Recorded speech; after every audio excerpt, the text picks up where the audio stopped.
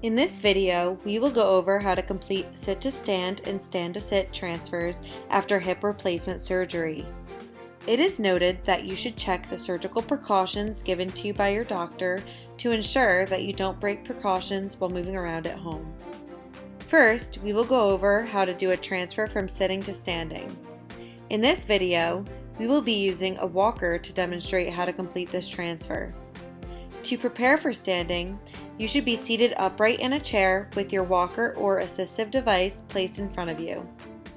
In preparation for standing, you may need to scoot closer to the edge of the chair. Furthermore, it is recommended that you sit in a chair that has handles or armrests so that you can use these to push yourself up into the standing position. In order to maintain your hip precautions while standing, you may need to sit in a chair with a taller height so that you do not flex your hip past 90 degrees. If you do not have a chair that is taller, it is recommended that you put a cushion, blankets, or pillows in your chair to raise it up. To prepare for standing, you will extend your surgical leg out in front of you so that you can maintain your hip precautions. Then, you will place both of your hands onto the armrests and push yourself up from the chair. While pushing yourself up, you will shift your weight forward and slowly take each hand off the chair and grab the walker.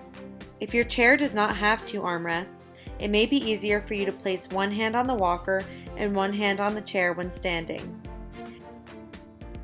However, you should not use both hands to grab the walker at any time, as this may cause the walker to be unsteady and potentially fall back onto you. If it is difficult for you to stand up on your own, you may want to ask a family member, friend, or caregiver to assist you with standing. Now, we will go over how to transfer from standing to sitting in a chair.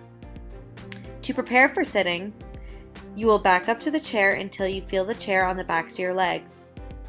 Once you feel the chair on the back of your legs, then you will extend the surgical leg out in front of you.